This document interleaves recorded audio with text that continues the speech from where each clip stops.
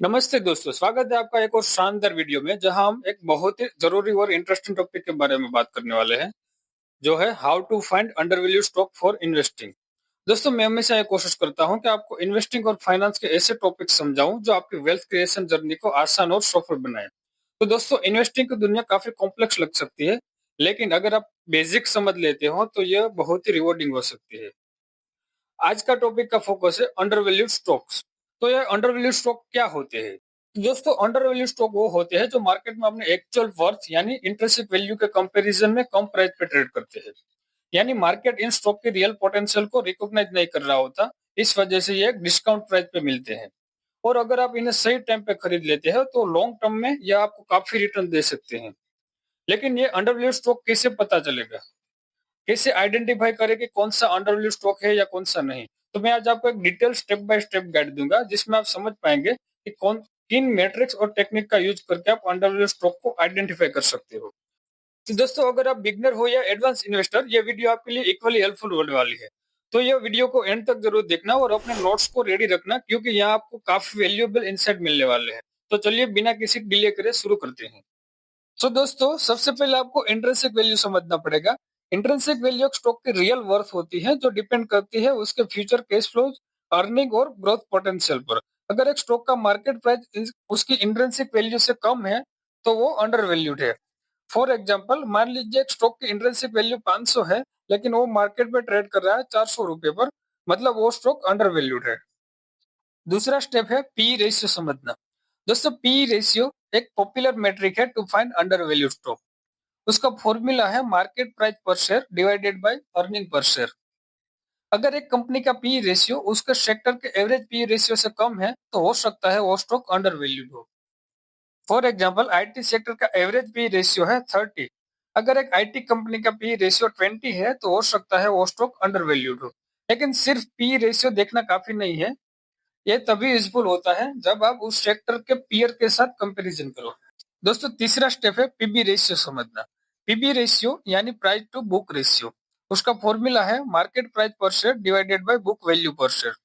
अगर PB ratio 1 के नीचे है तो उसका मतलब हो सकता है कि स्टॉक अंडर वैल्यूड है। लेकिन यह मैट्रिक्स ज्यादा यूजफुल हैवी एसेट इंडस्ट्रीज के लिए है, जैसे बैंक्स और रियल एस्टेट। दोस्तों, चौथा स्टेप है डीसीएफ एनालाइज। डीसीएफ यानी discounted cash flow. Advance investor के लिए डीसीएफ एनालाइज एक पावरफुल टूल है। इसमें हम फ्यूचर कैश फ्लोज को डिस्काउंट करके प्रेजेंट वैल्यू निकालते हैं। अगर स्टॉक का करंट प्राइस इंट्रिंसिक वैल्यू से नीचे है तो वो स्टॉक हो सकता है अंडर वैल्यूड हो। इस एनालाइज के लिए आपको फ्यूचर कैश फ्लोज का एस्टिमेट और डिस्काउंट रेट चाहिए होता है। अगर आप बिगनर हो तो वो आप ऑनलाइन डीसीएफ कैलकुलेटर का यूज करके निकाल सकते हो। अब पांचवा स्टेप की बात करते हैं दोस्तों, जो है डिविडेंड यील्ड चेक करना। डिविडेंड पेइंग स्टॉक्स अंडरवैल्यूड होने के सिग्नल दे सकते हैं। उसका फॉर्मूला है annual dividend divided by current stock price multiply 100। अगर एक कंपनी का डिविडेंड यील्ड इंडस्ट्री के एवरेज से ज्यादा है तो हो सकता है वो स्टॉक अंडरवैल्यूड हो। लेकिन इंश्योर करें कि कंपनी कंसिस्टेंटली डिविडेंड दे रही हो। दोस्तों, छठा स्टेप है एनालाइज टू डेब्ट लेवल्स। अंडर वैल्यू स्टॉक ढूंढने के लिए आपको कंपनी का डेब्ट टू इक्विटी रेशियो भी देखना पड़ेगा। अगर एक कंपनी हेवीली इनडेप्टेड है तो हो सकता है वो कंपनी रिस्की हो। अगर डी रेशियो 1 के नीचे है तो सेफ जोन माना जाता है और 1 के ऊपर रिस्की जोन माना जाता है। लो डेब्ट का मतलब है कि कंपनी फाइनेंशियली स्टेबल है। सातवां स्टेप है look for temporary negative segments. कभी कभी स्ट्रॉन्ग कंपनीज भी टेम्पररी नेगेटिव सेगमेंट्स की वजह से अंडरवैल्यूड हो सकती है। For example, regulatory issues, temporary profit decline, industry slow down etcetera. दोस्तों, आपको देखना होगा कि क्या यह इश्यू शॉर्ट टर्म है या फिर परमानेंट। दोस्तों, हमेशा कंपनी के फाइनेंशियल रेशियो को उसके सेक्टर के कंपटीटर के साथ कंपेयर करें।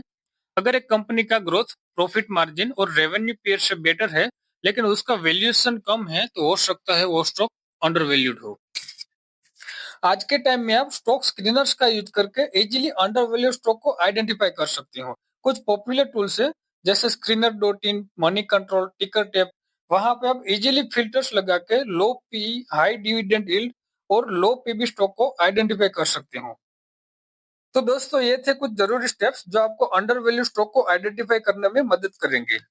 याद रखिए, इन्वेस्टिंग सिर्फ नंबर्स के बारे में नहीं होती, ये एक आर्ट और साइंस का कॉम्बिनेशन है। आर्ट का मतलब है कि बिजनेस को समझना और साइंस का मतलब है डेटा एनालाइज करना।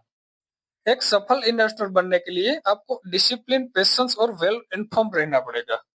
सबसे जरूरी बात यह है कि हमेशा अपना रिसर्च खुद करें। किसी की भी रिकमेंडेशन या टिप के ऊपर ब्लाइंडली भरोसा मत रखें। और सबसे इम्पोर्टेंट है अपने पोर्टफोलियो को डाइवर्सिफाई करना। अलग अलग सेक्टर्स और एसेट क्लासेस में इन्वेस्ट करके आप अपने रिस्क को कम कर सकते हैं और लॉन्ग टर्म सक्सेस के चांसेस को बढ़ा सकते हैं। तो दोस्तों, अगर आपको ये वीडियो हेल्पफुल लगा हो तो वीडियो को लाइक और चैनल को सब्सक्राइब करना मत भूलना, और अपने दोस्तों के साथ जरूर शेयर करना जो इस इंफॉर्मेशन का फायदा उठा सकते हैं।